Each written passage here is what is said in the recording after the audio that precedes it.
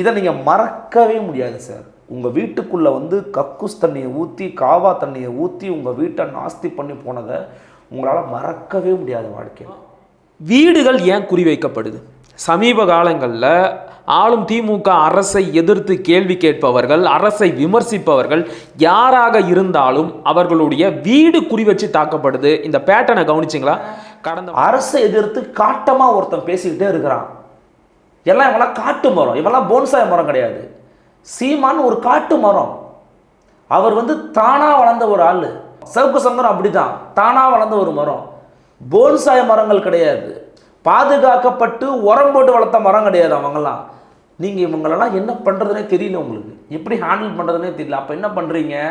இப்படியான மலினமான உத்திகளை கையாளுறீங்க. நெற்றிக்கண் திறப்பினும் குற்றம் குற்றமே. நெற்றிக்கண் வலையொலி உறவுகளுக்கு வணக்கம். இன்றைய அரசியல் உரையாடலுக்காக நம்முடன் இணைந்திருப்பவர் அன்பு சகோதரர், ஊடகவியலாளர், பத்திரிகையாளர் திரு அருள்மொழிவர்மன். வாருங்கள், அவருடன் பேசலாம். சகோ வணக்கம். வணக்கம் சகோ. நலமா? நீங்க நல்லா இருக்கீங்க? நலமா இருக்கேன். கடந்த 2 நாளைக்கு முன்னாடி சவுக்கு சங்கரோட வீடு துப்புரவு தொழிலாளர்கள் என்று சொல்லப்படுபவர்களால் தாக்கப்பட்டுச்சு. வீடு முழுக்க சூறையாடினாங்க. அவருடைய வீடு முழுக்க சாக்கடை கழிவுகளை அள்ளி கொட்டி இறைச்சிட்டு போனாங்க. நீங்கள் அந்த இடத்துக்கே போயிருந்தீங்க. முதல்ல அந்த சம்பவத்தை பற்றி சொல்லுங்கள். உங்களோட மனநிலை எப்படி இருந்துச்சு? நம்ம வந்து சக ஊடகவியலாளராக அந்த செயலை முதல்ல உண்மையாக கண்டிக்கிறோம். அந்த இடத்துக்கு போகும்போது வேற ஒரு மனநிலை இருந்துச்சு. ஏதோ சும்மா தெளிச்சிருப்பாங்களோ, சம்திங் ஏதோ பண்ணியிருப்பாங்களோன்னு நினச்சி நான் போனேன். ஏன்னா ஃபோனில் செய்தி கேட்டேன். வேற ஒரு விஷயம் தொடர்பாக அந்த ஊடகத்தில் பணியாற்றோடு பேசிகிட்டு இருந்தபோது மாதிரி இங்கே இருக்கிறேன் அப்புறம் பேசுகிறோம் போது ரொம்ப ஷாக்காக இருந்தது. நான் போனேன். உள்ளே போனால் அந்த படுக்கை அறையில் அவங்களுடைய வீட்டு வாயிலிருந்து, வாசல் படியிலிருந்து படுக்கை அறை, சமையலறை, பின்வழியாக சமையலறை வச்சு போகுது. அந்த கதவுகளை வந்து தள்ளி அடித்து உடைச்சி சமையல் செய்வோம்ல, சமையல் மேஜை அதுக்கு மேலே, சாப்பிடுவோம்ல அந்த இடத்துல, அப்புறம் கழிப்பறைக்கு பக்கத்தில், படுக்கை அறைக்கு மேலே, அந்த மெத்தை மேலே, அப்புறம் பொதுவாக இருக்கிற ஹாலில், எல்லா இடங்கள்லையும் சாக்கடை தண்ணியை ஊற்றி வச்சுருக்காங்க. பின்னாடி சில பூந்தொட்டிலாம் வச்சுருப்பாங்க போல் இருக்குது. அப்புறம் வண்டி வாகனங்கள் இருந்துச்சு. மேலே அப்பி வச்சுருக்காங்க. அப்படி அவங்க பார்க்கும்போது இவ்வளவு குரூரமான மனம் கொண்ட மனிதர்களாக சமூகத்தில் இருக்காங்களா? இவ்வளவு மோசமான எண்ணம் கொண்டவங்களாக வாழ்கிறாங்களா? எளிய மனிதர்கள்லாம் இப்படி இருக்க மாட்டாங்களே. எளிய மனிதர்கள் எப்பயுமே பார்த்திங்கன்னா அவங்கள்ட்ட வறுமை இருக்கலாம், ஆனால் அவங்கள்ட்ட வந்து ஒருத்தரை ஏமாற்றி அல்லது ஒருத்தரை தாக்கி ஒருத்தரை அழித்து மேலே வரணுங்கிற எண்ணமே இருக்குது. அநாகரிகமாக நடந்துக்கவே மாட்டாங்க. அவங்கள்ட்ட ஒரு எளிமை இருக்கும். வறுமையின் காரணமாக ஒரு எளிமை இருக்கும். இது நம்ம அப்புறமா அந்த வீடியோ காட்சிகள்லாம் பார்க்கும்போது தான் தெரியுது, ஓஹோ, இது அரசினுடைய ஆதரவோட, ஆளுங்கட்சியின் ஆசிகளோட, காவல்துறையின் ஒத்துழைப்போட ஒரு அடியாட்கள் கைக்கூலி கும்பலால் நிகழ்த்தப்பட்டிருக்கக்கூடிய பழிவாங்கும் அரசியல் நடவடிக்கைன்றதை நான் புரிஞ்சுக்கிட்டேன். சரியாக சொன்னீங்க. அப்போது உள்ளே போய் இதெல்லாம் கவர் பண்ணிட்டு வரும்போது எனக்கு கொஞ்சம் இன்ஃபெக்ஷன் ஆகிடுச்சு. இப்போ யாருமே அவங்க உள்ளே வசிக்க முடியாது. முதல்ல அவரும் அவங்க தாயார் அனுப்பிச்சிட்டு கிளம்புறாரு. நான் போகும்போது அவரும் கிளம்புறாரு. நீங்கள் போங்கண்ணே, அப்புறமா பேசிக்கலாம், ஏன்னா அந்த நேரத்தில் பைட்டு கொடுங்க நம்மளால் கேட்க முடியாது. ஒரு நாள் அங்கே தான் இருந்துருக்கிறார் அவர். இப்போ ரொம்ப மோசமான ஒரு நடவடிக்கை அது. அது எல்லாருமே கண்டிக்கணும். கெடுவாய்ப்பாக தமிழ்நாட்டினுடைய மூத்த ஊடகங்கள், மூத்த ஊடகவியலாளர்கள்லாம் கண்டிக்காமல் இருக்கிறாங்கன்றதை நான் பார்க்குறேன். சில முக்கியமானவர்களாக கண்டிக்கலை. அதுக்கான காரணமாக அவங்க சில விஷயங்களை சொல்கிறாங்க. அது ஏற்புடையதான் நான் பார்க்கல. அந்த இடத்துக்கு தான் நானும் வரேன். இப்போ இந்த விஷயத்தை எதன் பொருட்டும் ஏற்றுக்கவே முடியாது. ஏன்னா வந்து நீங்களும் தொடர்ச்சியாக பார்க்க நிச்சயம் ஒருத்தரை உங்கள் எதிரிக்கும் நடக்கணும்னு நினைப்பீங்களா நீங்கள்? இப்போ என்னுடைய எதிரியே என்னை எதிர்த்து எது பேசியிருந்தாலும் அதற்கு சட்டப்பூர்வமாக என்ன நடவடிக்கை எடுக்கணுமோ அதைத்தான் நான் செஞ்சுருப்பேன். ஏன்னா அதற்கான எல்லா வாய்ப்புகளும் எனக்கு இருக்குது.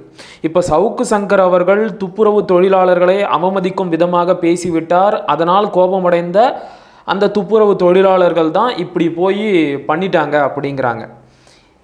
இந்த விஷயத்தின் மூலமாக அவங்க என்ன சொல்ல வராங்க தெரியுமா? இந்த அராஜகத்தை நியாயப்படுத்த பார்க்குறாங்க. நீங்கள் கவனிச்சு நிறுத்து போகவும் செய்கிறாங்க. ஆமாம், இந்த விஷயத்தை நியாயப்படுத்துறத எப்படி ஏற்றுக்க முடியும்? நீங்கள் நல்லா கவனித்து பார்த்தீங்கன்னா அது எடுபடாமல் போய்கிட்டே இருக்கு ஒரு முறையும். இப்போ பாருங்கள், இது ரொம்ப தெளிவாக தெரிஞ்சு போச்சு.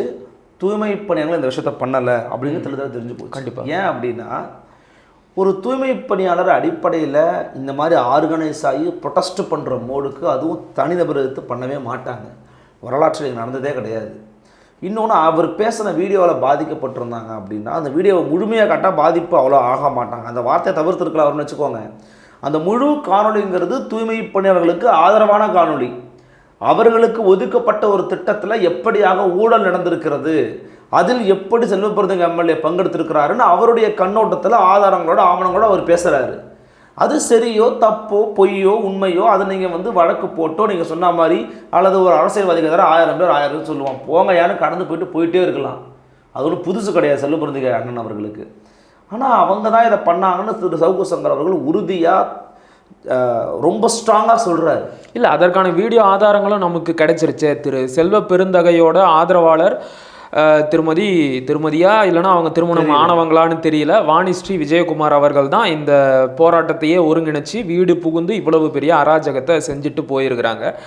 நான் என்ன மறுபடியும் கேட்குறேன் அப்படின்னா, இது எதன் பொருட்டும் ஏற்றுக்கொள்ளவே முடியாத மிக அராஜகமான கேவலமான ஒரு செயல், வன்முறை இது. ஆமாம், இதை எல்லாருமே வன்மையாக கண்டிக்கணும். ஆனால் அதை விட்டுட்டு குறிப்பாக ஆளும் கட்சியின் ஆதரவாளர்கள் என்று சொல்லிக் கொள்கின்ற சில பத்திரிகையாளர்கள் என்ன பேசுகிறாங்க அப்படின்னா, இதையெல்லாம் நாங்கள் கண்டிக்கிறோம், இருந்தாலும் சவுக்கு சங்கர் பேசுனது தப்பு தானே, அவர் இப்படியெல்லாம் பேசியிருக்கக்கூடாது, இல்லை அவர் பேசுனதுனால தான் இவங்க இப்படி செஞ்சிட்டாங்கன்னு திரும்ப இந்த விஷயத்தை நியாயப்படுத்துறது மூலமாக என்ன சொல்ல வராங்க, நாளைக்கு நீங்களும் பேசுனீங்கன்னா உங்கள் வீட்லேயும் இப்படிப்பட்ட சம்பவங்கள் நடக்கும், எச்சரிக்கையாக இருங்க அப்படின்னு சொல்கிறாங்களா? இன்னும் சில பேரெல்லாம் வெளிப்படையாக, நான் பேரை சொல்லியே சொல்கிறேன், இயக்குனர் நம்ம அண்ணன் தான், ஆனால் அவருக்கு என்ன ஆச்சுன்னு தெரியல, அமீர் அண்ணன் நேற்று ஒரு பதிவு போட்டிருந்தாரு, இவருக்கு இது தேவைதான், பல பேருடைய வீட்டில் தன்னுடைய வாயால் சாக்கடையை அள்ளி வீசிய இவருடைய வீட்டில் இன்றைக்கி உண்மையாகவே சாக்கடையை வீசி இருக்கிறாங்க அப்படின்னு இந்த விஷயத்தை ஆதரிக்கிறார். இது எவ்வளவு குரூரமான ஒரு மனநிலை இது. இதுலேயே எனக்கு ரொம்ப வருத்தமாக இருக்குது, அதிர்ச்சியாக இருக்கிறது தாண்டி வருத்தப்படுறேன் நான். ஏன்னா அவரோட பல முறை பேட்டிகள் எடுத்திருக்கிறேன், அவர் பார்த்துருக்கிறோட கருத்துக்கள்லாம் பார்த்துருக்கோம். நம்ம ஒரு பெரியாரிஸ்டாக சொல்லிக்கொள்பவர், எல்லாத்தையும் விடுங்க, அவருக்கு ஒரு மத நம்பிக்கை உண்டு.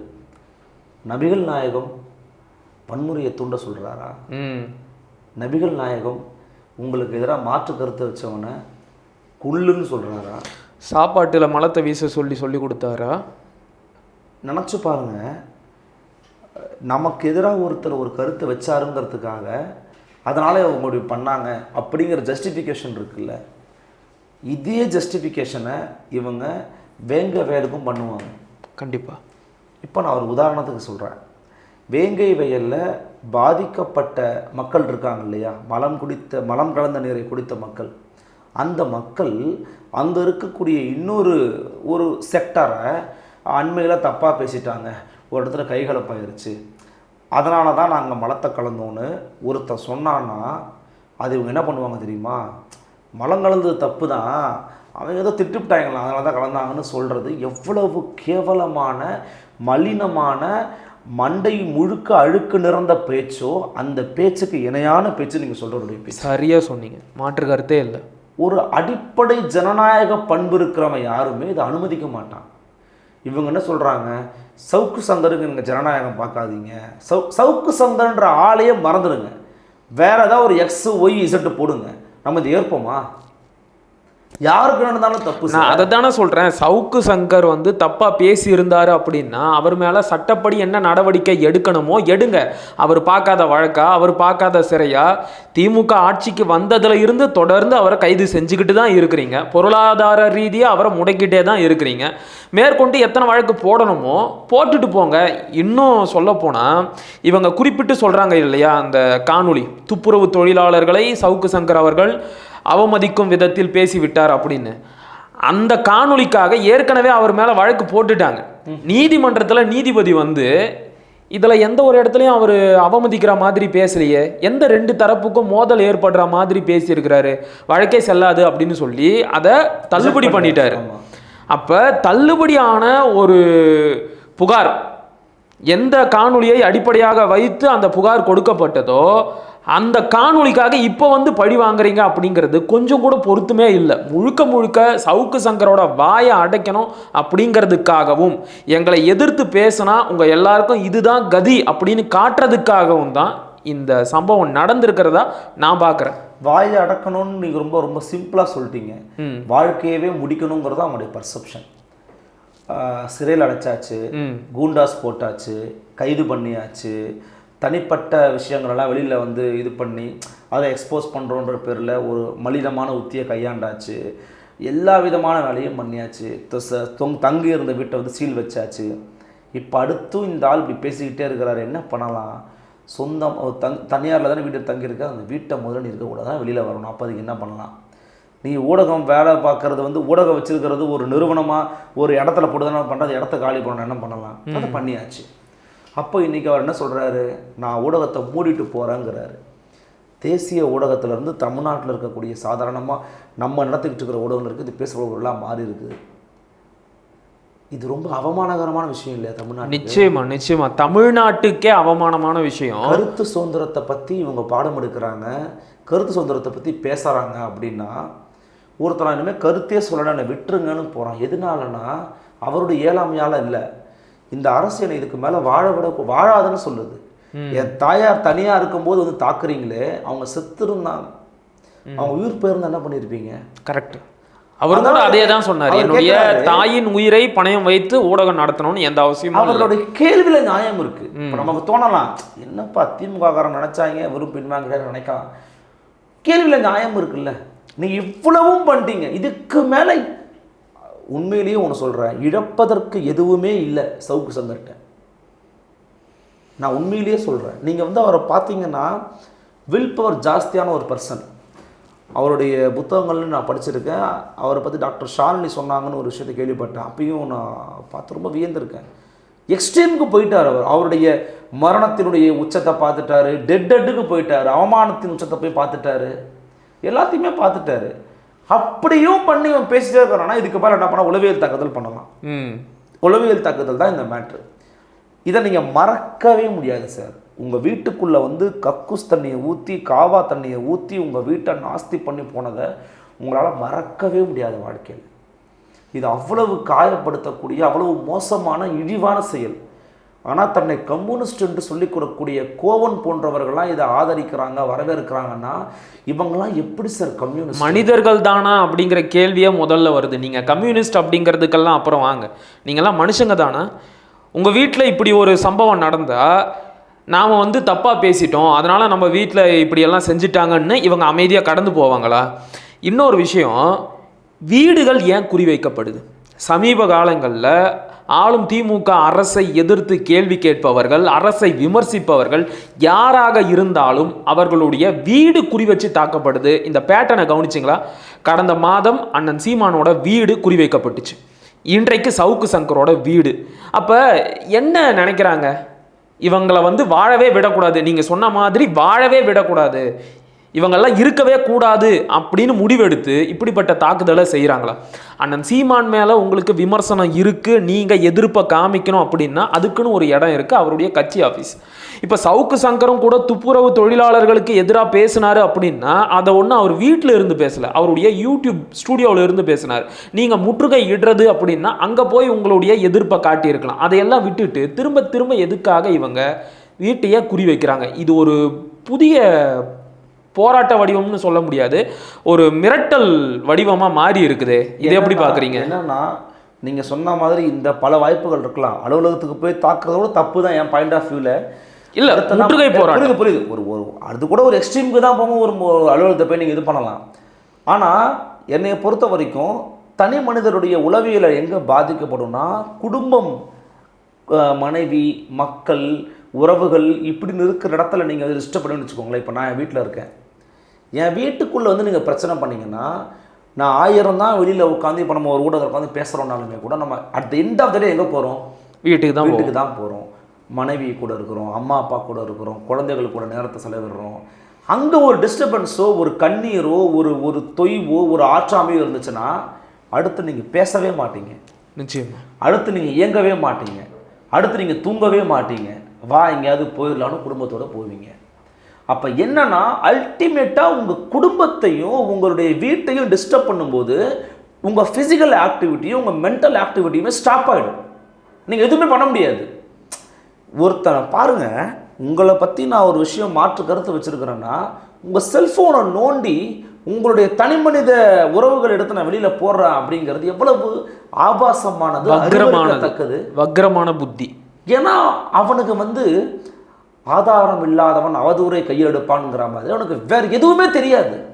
அவன் கற்றுக்கொண்டது எல்லாமே அவதூறு பேசுவது, ஆபாசம் பேசுவது, இரட்டை அர்த்தத்தில் பேசுவது, கெட்ட வார்த்தையில் பேசுறது, மரியாதை இல்லாமல் பேசுறது, இது மட்டும்தான் அவனுக்கு தெரியும்.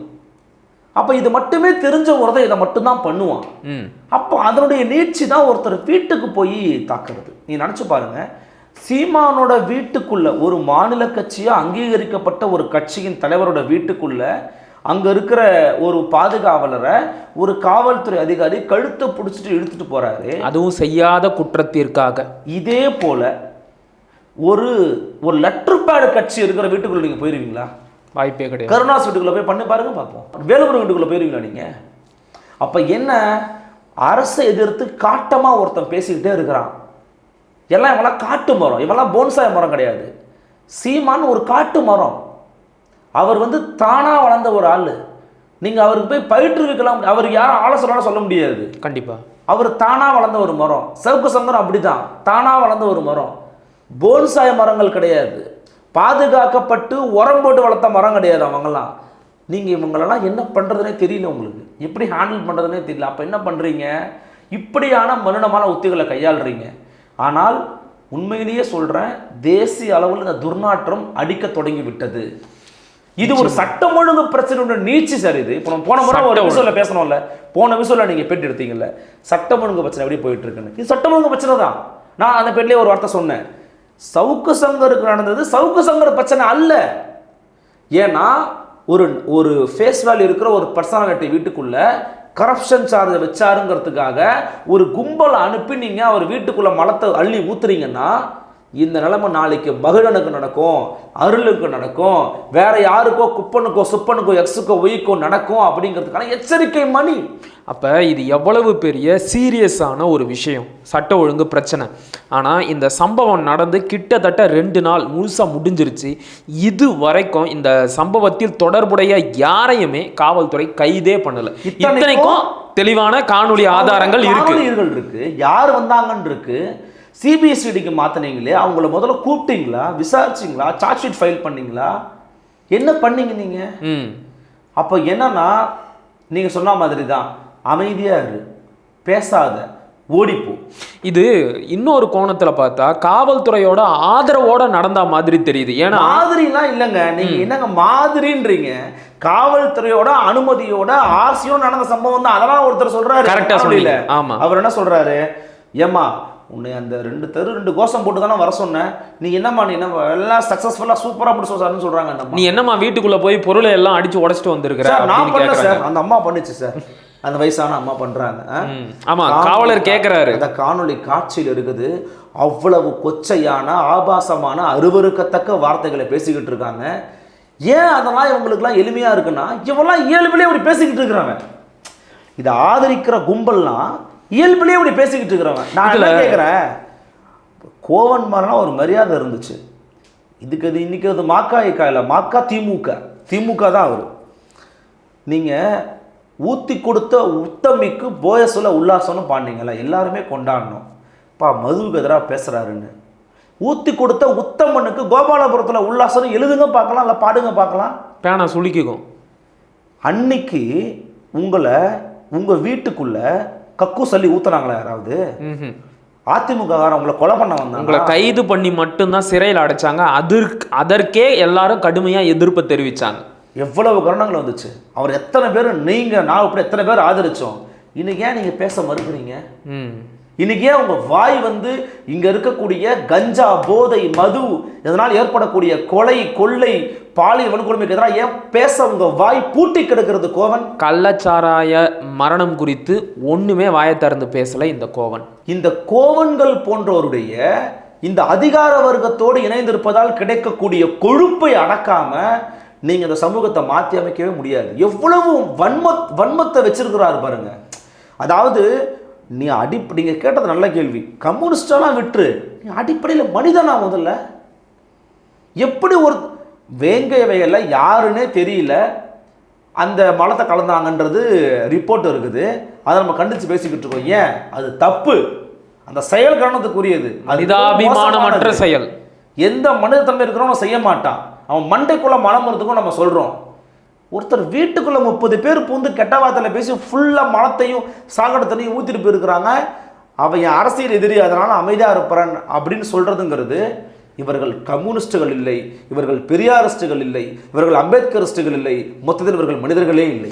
வேங்கை வயல் சம்பவத்தில் யார் அந்த குற்றத்தை செஞ்சாங்க அப்படிங்கிறது தெரியல, அதனால் நிறைய குழப்பங்கள் ஏற்பட்டுச்சு அப்படிங்கிறத சுட்டி காட்டினீங்க. இந்த விஷயத்தை பொறுத்த வரைக்கும் யார் அந்த தப்பு செஞ்சாங்க அப்படிங்கிறது உலகத்துக்கே தெரியும், ஆனால் காவலர்களுக்கு மட்டும் தெரியாது. அதனால் அந்த விஷயத்தில் யாரையுமே இது வரைக்கும் கைது பண்ணாமல் இருக்கிறாங்க. மிகப்பெரிய ஆச்சரியம். சரி, அவங்க தான் கைது பண்ணலை, நீங்கள் திரும்ப திரும்ப சுட்டி காட்டுற மாதிரி நேஷ்னல் மீடியா எல்லாம் பேசிருச்சு இந்த விஷயத்தை. ஆனால் உள்ளூரில் இருக்கிற எந்த ஒரு முக்கியமான செய்தி ஊடகங்களும் இதை பற்றி பெருசாக எந்த ஒரு விவாதத்தையும் நடத்தலை. புதிய தலைமுறை தவிர விகடன் வந்து பேட்டி எடுத்தாங்க சவுக்கு சங்கரை. இவங்களை தவிர எந்த ஒரு செய்தி ஊடகமும் இதை பேசலை, எந்த ஒரு மூத்த பத்திரிகையாளரும் இதை கண்டிக்கவே இல்லை. இவங்கெல்லாமும் மனுஷங்க தானா? இதில் வந்து இவங்களுடைய தரப்பில் வந்து பார்த்தோன்னு வச்சுக்கோங்களேன், இவங்க சில காரணங்களை சொல்கிறாங்க. இந்த மாதிரி சவுக்கு சங்கர் நம்பகத்தன்மையற்ற மனிதர், அவருடைய வாதங்கள் எங்களுக்கு முரண்பாடுகள் இருக்குது, அவருடைய முன்னுக்கு பின்னான நிலைப்பாடுகள்லாம் எங்களுக்கு வந்து மாற்று கருத்து உண்டு. அவர் சாவித்திரன் ஐயாவே கூட ஒரு முறை ஒரு கள்ளக்குறிச்சி மாணவி தொடர்பாக பேசும்போது கூட வசைப்பாடி பேசியிருக்காரு. எனக்கும் உடன்பாடெல்லாம் அதில் இல்லை தான். இப்போ என்ன பண்ணலாம்? அதுக்காக இதை வந்து சரின்னு ஏற்றுக்கலாமா? இது என்ன ஆகும்னா சார், இது நார்மலைஸ் பண்ணுறது. அதைத்தான் செஞ்சுக்கிட்டு இருக்காங்க 2 நாளா. உண்மையிலேயே சொல்கிறேன், அண்ணாமலை வீட்டில் அதை நடந்தவரை நம்ம கண்டிக்கணும், மாரிதாஸ் வீட்டில் நடந்தாலும் நம்ம அதை கண்டிக்கணும், அது செந்தில்வேல் வீட்டில் நடந்தாலும் நம்ம கண்டிக்கணும், ஆடிட்டர் குருமூர்த்தி வீட்டில் நடந்தாலும் நம்ம கண்டிக்கணும். இப்போ இது என்ன ஆகுதுன்னா, ஒருத்த அரசியல் எதிரானா அவனை என்ன வேணா பண்ணலாம் அப்படிங்கிற உச்சத்தை கொண்டு போய் மண்டல நிற்க வைக்குது. இது வந்து ஒரு ஃபாசிஸ்ட் அப்ரோச். இதுதான் உண்மையான ஃபாசிஸ்ட் அணுகுமுறை. இதுதான் உங்களுக்கு சகிப்புத்தன்மையா? ஒருத்தர் உங்களுக்கு எதிராக ஒரு கருத்தை வச்சாரோ அவரை என்ன வேணா பண்ணுவோன்னு நினைக்கக்கூடிய மனநல இருக்கிறது ரொம்ப ரொம்ப ஆபத்தானது, ரொம்ப ரொம்ப ஆபத்தானது. நான் தான் சொன்னேன், மோசமான சமூகத்துக்கான அறிகுறி என்னன்னா, தொடர்ச்சியாக ஒருத்தர் பேசிக்கிட்டே இருந்தான்ல, அந்த ஆள் என் உயிருக்கு உத்தரவாதம் இல்லை, என்னை விட்டுருங்கன்னு விலகி போகிறது இருக்குல்ல, அதுதான் உண்மையிலேயே மோசமான சமூகத்துக்கான அறிகுறி. நிச்சயமா நிச்சயமா. 2 பேரோட அறிக்கை ரொம்ப அருமையாக இருந்துச்சு. ஒன்று அண்ணன் சீமான் அவர்கள், ஒன்று அண்ணன் திருமாவளவன் அவர்கள். திராவிட மாடல் எப்படி இருப்பதற்கென்று சவுக்கு சங்கர் வீட்டில் வீசப்பட்ட மலங்கள் தான் சாட்சி. உண்மையிலேயே என்ன பண்ணியிருக்கணும் ஒரு ஆளுங்கட்சி, ஒரு திறமையா, சரி போ நடந்து போச்சு, ஒரு டேமேஜ் கண்ட்ரோல், 10 பேர் அரெஸ்ட் பண்ணு, 5 பேர் மேலே எஃப்ஐஆர் போடு, இவங்கெல்லாம் இந்த மாதிரி பண்ணியிருக்கிறாங்க, கைது பண்ணியிருக்கிறோம், விசாரணை பண்ணுறோம், பாதிக்கப்பட்ட சவுக்கு சங்கருக்கு நாங்கள் உரிய நீதியை பெற்றுத்தரோம், பேசுங்க. இப்போ அவங்களில் யாருமே பேசலை. அந்த இடத்துல தான் எனக்கு ஒரு கேள்வியும் வருது. உள்ளூர் மீடியாக்கள் எதுவுமே பேசலை, ஆனால் நேஷ்னல் மீடியா எல்லாமே இதை கவர் பண்ணிட்டாங்க. சவுக்கு சங்கரை நேர்காணலும் செஞ்சு போட்டுட்டாங்க. இந்த பேட்டிகளையும் இந்த செய்திகளையும் இதுவரைக்கும் முதலமைச்சரும் துணை முதலமைச்சரும் பார்க்காமலையா இருப்பாங்க? அவங்களுக்கு இந்த விஷயம் தெரியாமலையா இருக்கும்? நீ அதான் சொல்ற, திரும்ப தெரியாமலையா இருக்கும்? கண்டிப்பா தெரிஞ்சிருக்கும். தெரிஞ்சும் கூட நீங்க சொன்ன மாதிரி இந்த சம்பவத்தில் ஈடுபட்ட குற்றவாளிகளை இதுவரைக்கும் கைது செய்யல அப்படின்னா இது எதுவுமே அவங்களுக்கு தெரியாம நடக்கல, அவங்களோட ஆதரவோட தான் நடந்திருக்கு அப்படின்னு தானே இதை புரிஞ்சுக்க முடியும். 2 விதமா சொல்றாங்க. அவரு பாவம் சார், அவருக்கு இதெல்லாம் எதுவும் விஷயம்லாம் தெரியாது, அவர் இதெல்லாம் விரும்ப மாட்டார் சார். இதெல்லாம் தெரியல அப்படின்னா அவர் எதுக்கு முதலமைச்சராக இருக்கிறாரு? அதுதான் அடுத்த அதுதான். இப்போ இது ஒரு முக்கியமான ஒரு சம்பவம். தமிழ்நாட்டில் முக்கியமான ஆட்கள் செயல்பட எல்லாருமே இதை பற்றி பேசுகிறாங்க, அவங்களுக்கு தெரியுது. மற்ற ஆளுங்கட்சி ஆதரிக்கிறவங்க அதை பற்றி பேசாமல் இருக்கிறாங்க. அப்போ இது குறித்து முதல்வருக்கு தெரியாது, துணை முதல்வருக்கு தெரியாதுன்னு சொல்கிறதுங்கிறது, இந்த மக்கள் பாவப்பட்ட மக்கள், உங்களுக்கு இவங்க தான்ப்பா ஆட்கள், உங்களுக்கு இவங்க தான்ப்பா தலைவர்கள் அப்படின்னு சொல்கிற மாதிரி. நான் ஒன்றே ஒன்று சொல்கிறேன், இவங்களுடைய ஆதரவோ இவங்களுடைய ஆசையோ இல்லாமல் ஒரு வேளை செல்வப்பிறந்தகை ஏதாவது பண்ணாருன்னு உறுதியாக வந்துருச்சுன்னா கூட இவங்க பேர் அடிபட்டு தான் ஆகும். ஏன்னா செல்வப்பிறந்தங்கிற தனிநபரால் அதை பண்ண முடியாது. சரியா சொன்னீங்க. காங்கிரஸ் கட்சிக்குள்ள ஒரு தலைவரை தேர்ந்தெடுப்பதற்கு சவுக்கு சங்கரால முடியும் அப்படின்னா காங்கிரஸ் கட்சி அவ்வளவு பலவீனமான ஒரு கட்சியா? சவுக்கு சங்கர் அவ்வளவு பலமான மனிதரா மாறி இருக்கிறாரா? ஒரு யூடியூப்ல பேசுவதன் மூலமா ஒரு தேசிய கட்சியின் மாநில தலைவர் எப்படி சார் தேர்வு பண்ண முடியும்? அதைத்தான் சொல்லிக்கிட்டு இருக்காங்க. சவுக்கு சங்கர் அவர்கள் தன்னுடைய சொந்த மைத்துனரான சசிகாந்த் செந்தில் அவர்களை காங்கிரஸ் கட்சியின் மாநில தலைவராக கொண்டு வருவதற்காகத்தான் தற்போது இருக்கின்ற செல்வ பெருந்தகை மீது இப்படிப்பட்ட ஊழல் முறைகேடு குற்றச்சாட்டுகளை போலியாக சுமத்தி வருகிறார் அப்படின்னு சொல்றாங்க. சவுக்கு சங்கர் குற்றச்சாட்டுகளை முன்வைப்பதற்கு முன்பாகவே செல்வ பெருந்தகை மேல போய் குற்றச்சாட்டு வச்சு டெல்லிக்கும் போயிட்டு வந்துட்டாங்களே அவங்க கட்சிக்காரங்க. சவுக்கு சங்கர் தூண்டி விட்டாரோ? அதெல்லாம் இல்ல. அப்படி பார்த்து முடிச்சு போடக்கூடாது சார். இதுல கரப்ஷன் சார்ஜ் இருக்குது, இதுல மக்களை ஏமாத்தி இருக்கிறாங்க, தூய்மை பணியாளர்களுக்கு எதிரான திட்டம்னு சொல்லக்கூடியதை பத்தி டிஸ்கஸ் பண்ணணும். நம்ம அந்த திட்டத்தை பத்தியே நிறைய பேச வேண்டியது இருக்கு. அந்த திட்டமே மக்களுக்கு எதிரான திட்டம். அது தொழில் முனைவர்களா நீ அவங்கள மாத்துற? தொழில் முனைவோர்களா நீங்க மாத்துங்க சரி, ஆனா நீங்க என்ன மாதிரி தொழிலை கொடுக்குறீங்க? மறுபடியும் அவங்க காலங்காலமா செஞ்ச அதே தொழில அவங்க நிரந்தர பணியாளர்களா எங்களை மாத்துங்கன்னு கோரிக்கை வச்சுக்கிட்டு இருக்காங்க. இப்போ பிரஸ் மீட் கொடுக்க போறாங்க. நிரந்தர பணியாளர்களா மாத்துன்னு கேட்கறாங்க. அதை பண்ணுங்க சார். முதல்ல அதை பண்றதை விட்டுட்டு அவங்களுக்கு விடுப்புகளை கொடுக்கறத விட்டுட்டு தினசரி பெண்கள் அதில் வேலை செய்கிற பெண்கள் பாலியல் வல்லுறவுக்கு உள்ளாக்கப்படுறாங்க சூப்பர்வைசர்ஸால. ஒரு புகார் வந்துகிட்டு இருக்கு தெரியுமா? அதை பத்தி பேசுங்க. அவங்களுக்கு பயணப்படி கொடுங்க, பஞ்சப்படி கொடுங்க. இதை பத்தி பேசுறதை விட்டுவிட்டு நிரந்தர தொழில் முனைவர்களாக மாத்திரம் அப்படின்ற பேரில் அவங்களுக்கு நீங்கள் இந்த வாகனத்தை கொடுக்குறீங்க. இது என்ன மனநிலை? அதுவும் யார் வச்சு கொடுக்குறீங்க? தலித் சேம்பர் ஆஃப் அந்த அமைப்பை வச்சு கொடுக்குறீங்க நீங்க. அதுவும் எந்த நாளில் கொடுத்தாங்க? அண்ணல் அம்பேத்கரோட நினைவு நாள். இவங்களுடைய மண்டைக்குள்ள இருக்கிறதெல்லாம் சாதி ஒழிப்புலாம் கிடையாது, பண்ணையார் புத்தி, பண்ணையார்த்தனம் மட்டும்தான். நான் அண்மையில் ஒரு விஷயம் கேள்விப்பட்டேன். சவுத் மணிக்கணும் மேற்கு மண்டலத்தில் ஒரு தோழர் ஒருத்தர் சொன்னார். அவர் ஒரு திராவிட இயக்க அனுதாபி தான். இந்த மாதிரி சிஎம்கிட்ட சொன்னோம், அருந்திய மக்களுக்கு அந்த சைடில் வந்து சரியாக அந்த சமூக நல கூடங்களெல்லாம் வந்து அனுமதி கொடுக்க மாட்டேங்கிறாங்க. அவங்க பட்டிய சமூகத்தில் ரொம்ப கீழே இருக்கிற, ரொம்ப அடிமட்டத்தில் இருக்கிற ஒடுக்கப்பட்ட விளிம்பு நிலை மக்களாக இருக்கிறாங்க. அவங்கள வந்து சரியாக மதிக்க மாட்டேங்கிறாங்க, திருமணத்தில் மண்டபத்தை இடம் கொடுக்க மாட்டேங்கிறாங்கன்னு சொன்ன உடனே முதல்வர் சொன்னாராம், தனியாக 100 மண்டபம் கட்டியா அப்படின்ட்டாராம். எப்படிப்பட்ட முதல்வர் பார்த்தீங்களான்னு தோழர்கிட்ட சொன்னார். நான் அமைதியாக வந்துட்டேன், நம்ம நெருக்கமானவருங்கிறதுனால. ஆனால் நினச்சி பாருங்கள், இவரே வந்து தீண்டாமைய சட்டப்பூர்வமாக ஆக்குற மாதிரி இருக்கு. அப்போது இன்னொன்று அதை நான் இதுக்குள்ளே அதை போய் நான் அதுவும் ஃபுல்லாக ரீசெக் பண்ணது என்கிட்ட சொன்னார். அவர் சொன்ன உடனே இது தோணுச்சு, அப்போ இப்படி யோசிக்கிறவரா அவர்? இந்த கோயிலுக்குள்ளே தலித்தில் விட மாட்டேங்கிறாங்க. ஏன்னா என்ன சொல்ல, எல்லாருக்கும் தனியாக கோவில், அவனுக்கு தனியாக ஒரு கோயில் கட்டியா அப்படிங்கிற மாதிரி இது வந்து இருந்துச்சு. ஸோ இது வந்து ரொம்ப ஆபத்தான ஒரு அறிகுறி. முதலமைச்சர், துணை முதலமைச்சருக்கெல்லாம் திமுகவை திட்டிகிட்டே இருக்கான் ஒருத்தன், அவன் வாயை அடங்கியான்றதுக்காக தான். சரியாக சொன்னீங்க. இப்போ எனக்கு தெரிஞ்சு இவங்களுக்கு தெரியாமல் இது எதுவுமே நடந்திருக்கிறதுக்கு வாய்ப்பே கிடையாது.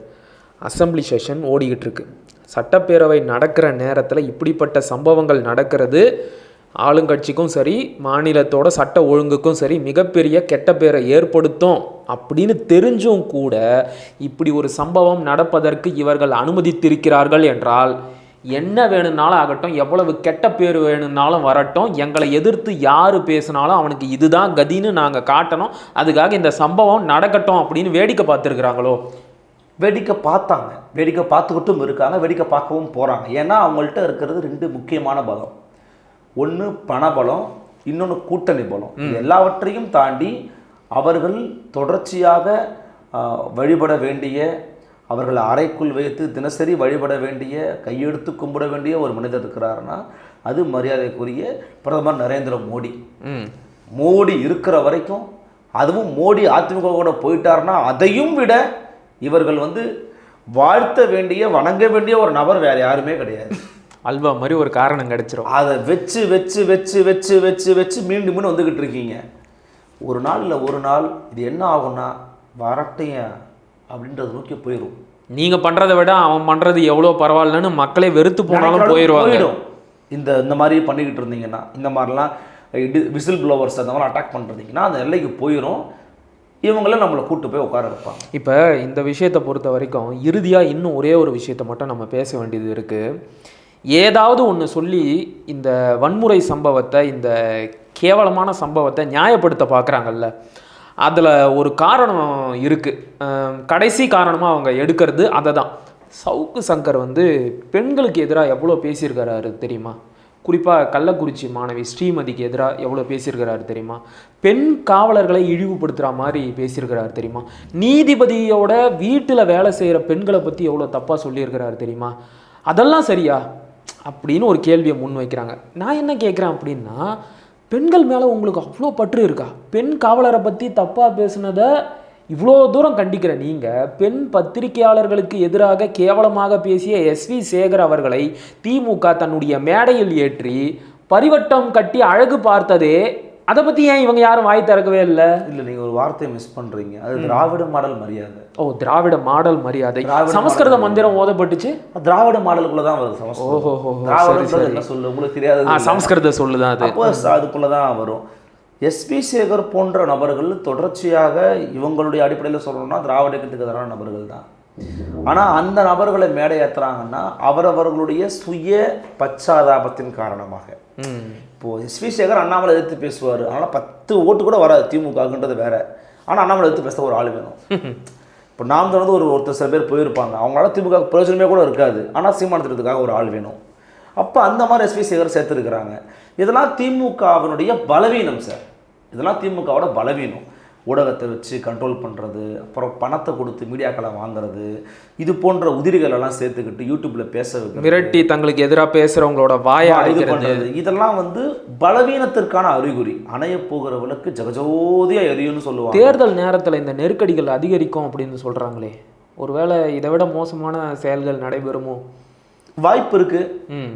நீ உங்களுக்கோ எனக்கோ கூட நடக்கலாம், வாய்ப்பு இருக்குது. பார்க்கலாம் எவ்வளோ நாள் ஒரு விஷயம் வந்து தொடர்ச்சி நடக்க முடியும். ஆணைக்கும் மடி சொருக்கும் இல்லையா, பார்க்கலாம். எதன் பொருட்டும் நியாயப்படுத்த முடியாத ஒரு வன்முறை செயல் இது. இதை வந்து உங்களோட சேர்ந்து நானும் வன்மையாக கண்டிச்சுக்கிறேன். சவுக்கு சங்கர் வந்து தன்னுடைய சேனலை இழுத்து மூடிட்டாரு. இதையும் சகிச்சுக்க முடியல. பொறுத்திருந்து பார்க்கலாம் அவர் மீண்டு வராரா அப்படின்னு. எங்களோடு இணைந்து பல்வேறு கேள்விகளுக்கு ரொம்ப விரிவாகவே பதிலை பகிர்ந்துக்கிட்டீங்க. மிக்க மகிழ்ச்சி. நன்றி. நன்றி. நன்றி தோழர்.